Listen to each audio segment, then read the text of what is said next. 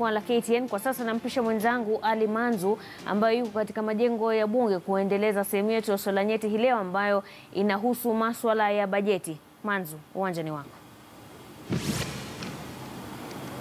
Asante sana Kapombe kutoka upande wa pili wa studio. Tuko nje ya majengo ya bunge la kitaifa hapa nchini jijini Nairobi, mtazamaji, ikiwa ni tarehe 14 siku hii ya leo, ikiwa mwezi wa Juni mwaka 2018, siku ambayo ilikuwa imetengewa na serikali ya Jubilee kusomwa kwa makadirio ya bajeti ya kipindi cha mwaka 2018-2019, na hatimaye shughuli hiyo imekamilika saa chache tu kutoka katika bunge hapa maeneo ya nje, na ilikuwa ni shughuli ambayo imezua hisia tofauti nitasema, mtazamaji. Manake ukiangalia kile kiwango cha matumizi kimepanda kiasi kutoka shilingi trilioni 2.7 hadi shilingi trilioni 3.07, hii ikiwa ni ongezeko la karibia tuseme bilioni kadhaa, trilioni kadhaa ambazo ziliweza kuongezeka kwenye bajeti ukiweka tofauti na ile bajeti ya mwaka jana.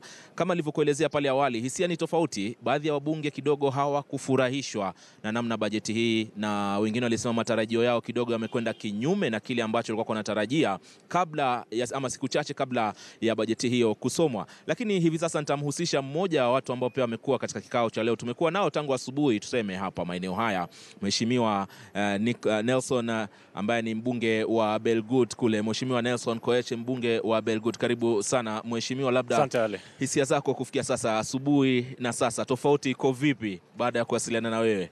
Bajeti hii ya leo nataka niseme imezingatia sana kwa uzito ile agenda 4 ambayo rais amesema anataka kuitekeleza katika muda huu wa miaka 5 ama 4 hivi ambayo imebaki. Vile nimeiona leo, amejaribu kuweka uwiano na fedha nyingi katika hiyo agenda. Unaona kwa mfano kama kuongeza kodi katika ili kuimarisha viwanda katika taifa. Ameweka kodi ya juu, ameongeza kodi ya juu kwa zile copper na steel ambayo itaingia katika taifa. Ili kujaribu kuzuia viwanda ambavyo tuko nazo katika taifa. La kero ambayo mimi nimeiona ni kama hajanifurahisha ni ile ya usambazaji wa pesa kutumia simu ambayo pia ameweza kutax. Hiyo nimeona hajanifurahisha kwa sababu hiyo inaguza mwananchi wa kawaida.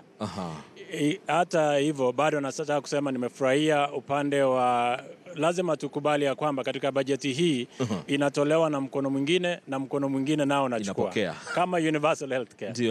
Unaona kwamba hiyo itaweza kuwapa taifa hili nafasi ya kila mwananchi aweze kupata bima kutumia katika tukiendelea kwa zile pesa ambazo zitatolewa kwa kodi. Na mambo mengi ambayo nimeona pia katika sekta ya ukulima nimeona pesa mingi imetolewa. Kwanza nataka niseme nimeshukuru kwa sababu eka 1700 taifa imesema imeweka kando ili iweze kupanda mimea ili tena janga la njaa isitokee katika taifa. Hiyo ni step mzuri ambayo taifa ya serikali imechukua, na nataka kushukuru Waziri Rotich kwa hiyo. Kuna mambo mengi ambayo tutazungumzia tukiendelea. Kama unataka sasa kuendesha gari ya kifahari lazima ujitayarishe kulipa sawa sawa. Tutakuja huko mheshimiwa, lakini kuna ile kauli mbiu ama theme ya bajeti yote ambayo ilitajwa kuwa ni kubuni nafasi za ajira na vile vile kuleta mabadiliko ambayo yanahitajika kupitia zile agenda 4 ambazo zimetajwa na mheshimiwa rais hapo awali, na vile vile kuleta maendeleo katika taifa letu. Nadhani hii bajeti imeweza kuzunguka ile kauli mbiu ama theme ambayo ilikuwa ikitajwa hapo awali. Haijasema kwa usawasawa, lakini kwa kuweza kuimarisha viwanda, kwa kuweza kuendeleza agenda kama hiyo ulisoma ya kujenga manyumba 1500. Hiyo itapea nafasi vijana ambao wako hapa wafanye hiyo kazi ya kujenga haya manyumba. Utaona kwa mfano kwamba mwajiri yeyote hivi sasa anafaa kutoa pesa kidogo aweke kwa hazina ya mortgage, naye mfanyikazi atoe yake kidogo ili waweze kujinunulia na kuweza kumiliki manyumba katika agenda hiyo. Hiyo nafikiria itaweza kuwapea vijana kazi ya kufanya. Lakini huoni kana kwamba ni kama mwajiri analazimishwa kushiriki katika masuala haya ya kodi? Manake unaponilazimisha kutoa kodi ili kuhakikisha kwamba masuala ya nyumba na vitu kama hivyo yanaangaziwa vyema, tunakwenda sambamba na zile mojawapo ya ajenda ambazo rais amezitaja. Huoni kana kwamba tunalazimishwa katika masuala haya ya kodi? Ni fedha zimekosekana ama ni nini? Sioni kama ni lazima, kwa sababu taifa pia linajaribu kuona kwamba watu wanaweza kumiliki manyumba, na lazima iwape mwelekeo wa kila mtu, employer yeyote katika taifa, kwamba hii ndio direction ambayo sisi tunataka kuichukua, na lazima pia nyinyi muitii. Nafikiria tu ni incentives atapea mfanyikazi ya hao waweze kujimudu katika kazi. Nikimnukuu vile vile waziri Koech pale katika nafasi za ajira, manake hili ni tatizo kubwa ambalo tulionalo hapa nchini Kenya, na utakubaliana nami hata maeneo unayotoka vijana wengi hawana nafasi ya ajira. Waziri anasema hadi mwaka 2017 kuliweza kubuniwa nafasi za ajira, yani kazi 898,000 hizi nafasi za ajira. Je, kwa upande mwingine unadhani hii ni njia mwafaka kuelezea tu ama kuzungumzia bila kuwa na ithibati ya kutosha? Nafikiria tusione kama ajira ni kwamba lazima mtu aende ofisi akaajiriwe. Kuna vitu mingi ambayo mtu anaweza kujiajiri. Kwa mfano, leo wameweza kusema vitu vyote ambavyo serikali itanunua, kwanza lazima waone kama tuko nazo hapa nchini. Na kila mtu ama procurement officers wote wamepewa instructions ya kwamba kitu yoyote ambayo wananunua kama iko ndani ya taifa hili, hawana budi, hakuna haja yoyote ya kwenda nje. Hiyo ni ajira kwa wale ambao wanataka kufanya kazi. Hapo awali asubuhi nilikuwa nafikiria waziri pia angegusia mambo ya vile anaweza kuencourage vijana waingie katika biashara na tenders ambazo zinapeanwa na serikali. Hapo pia hajagusia hilo swala. Safi kabisa. Karibu sana Charles Karisa. Asante sana mwanauchumi bila shaka kutoka Deloitte pale. Tunafurahi sana kuwasiliana nawe. Hisia zenu nyinyi kama watu ambao mnahusika sana na masuala ya mahesabu, masuala ya kuangalia uchumi wa Kenya unaelekea wapi, baada ya kuangalia hotuba ile ama kuisikiza ile hotuba vizuri, una kipi cha kumwelezea mwananchi? Ni hotuba aina gani ile kwenye ile bajeti? Nadhani kwamba bwana waziri ameangazia mambo mengi sana, lakini kwangu mimi ninapofikiria mwananchi wa kawaida hajaangaliwa vizuri, kwa sababu ile mikakati ambayo ameweka, ile tunaita agenda 4, ile mikakati uzuri wake ama faida yake haitakuja kwa mpigo, itakuja kwa siku za usoni. Na jambo lingine ambalo ni muhimu tuzungumzie pia, ile bajeti iko juu sana. Je, hizi hela zitatoka wapi? Kwa mwananchi wa kawaida, watu wa nje. Kwa hivyo hilo ni swala ambalo lazima tuliangazie vizuri. Hii tofauti tutaipata vipi? Manake tayari serikali itapata takriban bilioni 1 na trilioni 1 na kitu kutokana na ukusanyaji wake ambao tayari wanasema iko nazo. Hii tofauti iliyoko ili kukadiria ama kufikisha ile trilioni 3 inayohitajika, inatoka vipi ile, Karisa? Tumemsikia bwana waziri akisema kwamba katika hiyo pungufu ama deficit atafuta hela ile tunaita domestic borrowing katika nchi yetu. Vile vile ataomba katika nchi za nje hivyo hivyo. Kwa hivyo ndio alivyotuambia kwamba anakadiria kufanya nini, kutafuta hizo hela.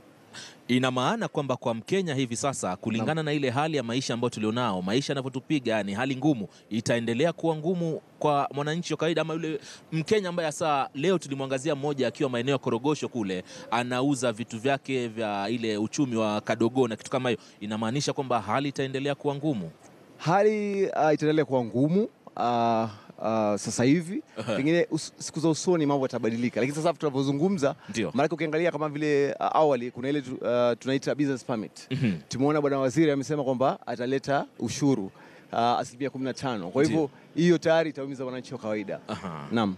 Tutarudi kwa kuangalia masuala ya ushuru, lakini Mheshimiwa Koech, hivi sasa tunavyozungumza, Mheshimiwa Rais Uhuru Kenyatta yuko maeneo ya Mombasa pale, kaunti ya Mombasa, na anaendelea kukagua miradi, hususan katika ule mradi ule wa Dongo Kundu. Ni barabara ambayo inaunganisha sehemu ya Mombasa, sehemu ya Miritini hadi kuingia katika maeneo ya kusini na vitu kama hivyo. Swala la miundo misingi, je, unadhani lilipewa kipaumbele vile inavyostahili? Manake hiyo ndio msingi wetu sisi kama taifa katika kusonga mbele, ama lile gurudumu la maendeleo kupiga hatua mbele. Umeridhika na namna ambavyo hifadhi imewekwa katika mgao ule wa fedha katika masuala ya infrastructure na kadhalika? Muundo msingi amegusia, CS mwenyewe Rotich amegusia hata yale ambayo yatatekelezwa hivi karibuni, kama kule amesema moja kule Kajiado, kuna moja kule Wajir, ambayo aliguzia. Tuna Mandera pia ameguzia. Na amesema pia kwamba tutaingia katika ile ambayo anaiita PPP, kwamba taifa iweze kushikana na wadhamini ili tuweze kupanua infrastructure katika taifa. Kwa umeme wamepea pesa mingi sana. Last mile project imepewa pesa nzuri. Nimeona pia street light imepewa pesa nzuri. Na hiyo pia itasaidia katika mwendo msingi. Safi. Kidogo kabla uingie, mheshimiwa aligusia swala la kodi inayotozwa kwa vyuma, kopa na kadhalika, ambapo serikali imeongeza kutoka 25% hadi 35% kwa wale ambao wanaagiza vyuma, kwa wale ambao wanaagiza kama makaratasi, vile vile 25% hadi 35%. Hii hatua unaionaje katika kuboresha kile ambacho tuko nacho hapa nchini na kuhakikisha kwamba tunazo za kutosha, yani kutegemewa kama inavyotegemewa katika kuendeleza taifa, mambo ya vyuma na mambo ya makaratasi, mambo kama kopa, vile kutengeneza vitu kadha hapa nchini? Nadhani kwamba Bwana Rotich ameelezea vizuri jambo kama hilo, na ni jambo zuri manake itaongeza fedha zetu. Na vile vile kampuni zetu za Kenya zitakuwa protected, tunaposema kwa kizungu. Kwa hivyo ni jambo zuri sana kufanya. Upande wa uzalishaji, sekta ya uzalishaji hususan katika masuala ya kuhakikisha kwamba wanashiriki katika ule mgao wa taifa, ni GDP na vitu kama hivyo. Unadhani sekta ya uzalishaji imepewa nguvu za kutosha kupitia kwa mfano wameongeza shilingi bilioni 2 hadi 3 kima cha dola hiki katika ile GDP? Bwana Ali Manzu, nadhani kwamba itasaidia, itachangia kuongeza kile kiwango cha ushuru na vile mapato yetu. Naam. Uko mwingi ama uko uchache sana wa maneno yako, sikupati leo, lakini nataka utoe zaidi, manake ikiwa bajeti ambayo imesomwa hivi leo, mheshimiwa hapa kidogo pia amezungumza na kusema kwamba itampa wakati mgumu Mkenya. Ni vitu gani vinafaa kuwekwa ili kuhakikisha kwamba iwapo vitakuwa ni venye kuangaziwa vyema, basi itakuwa ni afueni kwa taifa zima katika uimarikaji wa uchumi, sio tu kwa upande wa mashirika ambayo ni ya kiserikali, mashirika ambayo si ya kiserikali na kibinafsi, lakini pia mwananchi mwenyewe atakuwa anahusishwa katika uimarikaji wa uchumi. Ni kitu gani kinafaa kufanywa Sakarisa? Kwa maoni yangu mimi nadhani kwamba ameangazia vitu tofauti. Kwa mfano hiyo issue alisema mheshimiwa kwamba kuna ile ushuru wa kutransfer hela M-Pesa. Hiyo itaumiza wananchi wa kawaida, lakini pia ukiangalia upande mwingine italeta ushuru, mapato kwa serikali. Kitu kingine ambacho ningependa pengine mtu kawaida ahusishwe ni mambo kama vile ya kufanya biashara. Nadhani kwamba haliko jambo zuri serikali kuweka ushuru katika 15% katika zile issue ambazo tunaita business permit. Kwa hivyo mambo kama hayo, biashara ndogo ndogo zingepewa kipaumbele kuhakikisha mwananchi wa kawaida anafanya kazi zake vizuri na apata mapato yake vizuri. Wacha niseme hivi yani. Sawa, nitakuja na swali moja zito pia. Naam mheshimiwa. Kwanza nafikiria imekuwa tofauti na wakati ule mwingine. Bajeti ya leo watu walikuwa wanangojea ile unasema bei ya unga imewekwa hivi, bei ya mafuta imewekwa hivi, yani itemizing. Lakini sasa vile CS Rotich ameifanya ni kuweka katika ile agenda 4 kwamba pengine utaona manufaa sasa hivi, lakini kwa mwaka mmoja unaokuja utaweza kuona manufaa ya yale amesema. Nataka niseme hivi, kama jambo la lishe, ikiwa hii shamba ambayo amesema umeitenga eka 1700 na tutapanda mimea na itasaidia wakati wa janga la njaa, hatutakuwa na shida kwa mambo ya unga, hapo itaweza kupunguza. Pia lazima tukaze kamba ili sekta tofauti ziweze kuimarika, ili watu waweze kuandikwa katika employment. Kama vile viwanda, kama vile mwenzangu hapa amesema, kiwanda kama ya Rivertex. Leo wamesema kama utalete material yoyote kutoka nje ambayo itakuja kuumiza viwanda ambavyo tuko navyo hapa, basi kodi ya juu itawekwa. So watu wengi hawatakuwa wanaleta nguo ama vitu vingine, products zile zingine ambazo zinatumiwa kutengeneza nguo kwenye taifa hili. Hiyo itaimarisha zile viwanda ambavyo tuko navyo hapa Kenya. Safi, tutakuja ingilia kwenye swala la kilimo, lakini Charles, kuna jambo lingine ningependa kuongezea. Waheshimiwa wetu wako hapa. Kuna ule mswada unaitwa miscellaneous bill ambao tunapozungumza sasa, Bwana Rotich hajazungumzia kuhusu hilo swala. Lakini huo mswada ambao uko bungeni, naomba waheshimiwa, ikiwa inawezekana, wasijaribu kimombo tunasema kwamba tuchukue zile bidhaa ambazo sasa hivi ziko zero rated, tuzirudishe exempt. Maana nasema hivyo kwa sababu gani? Ndio. Kwa sababu yule mwenye hizo bidhaa ambaye atauza hizo bidhaa, ikiwa status itakuwa kutoka hiyo zero rated mpaka exempt, inamaanisha zile cost ama zile gharama ambazo atazichukua hatapata afueni katika vitabu vyake. Kwa hivyo asipopata afueni katika vitabu vyake atafanya nini?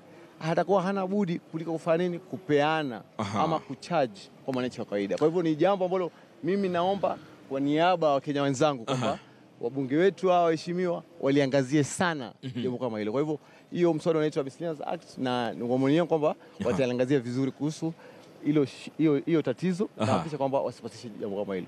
Safi kabisa. Tunaarifiwa tuende kwenye mapumziko kidogo. Ni saa 12:30 mtazamaji, saa za Afrika ya Mashariki. Siku hii ya tarehe 14 mwezi wa Juni 2018, siku ambayo sio taifa la Kenya peke yake, bali huwa wameingiliana kwenye mkataba kwamba mataifa ya Afrika ya Mashariki yanakuwa ni wenye kutoa makadirio ya matumizi yake ya bajeti vipindi vya mwaka 2018 2019. Napumua kidogo, lakini tutakaporejea mtazamaji, kuna maswala inasemekana Kenya tunategemea sana masuala ya kilimo katika kuliendeleza taifa hili. Kuna wakulima ambao wako katika maeneo kama vile ya North Rift na wengine hata sehemu za South Rift na wengine maeneo mengine. Lakini kumbuka pia kupitia kwenye bajeti hii ambayo iliyosomwa hii leo, katika kilimo cha unyunyizaji kumetengewa shilingi bilioni 80. Tutakuja kuzungumzia kuanzia hapo, tuangazie masuala ya kilimo na vile vile tukiangalia masuala kama vile ya mbolea. Je, kutakuwa na afueni yoyote kwa mkulima ili kupata vifaa vyake na hata pia mbolea na vitu kama hivyo? Nikiwa na wageni wangu hapa, tuko naye Charles Karisa ambaye ametoka katika kampuni ya Deloitte na vile vile mbunge wa Belgut ambaye ni Nelson. Tuko naye hapa siku hii ya leo katika kumalizia mahojiano. Tutarudi, usiende mbali.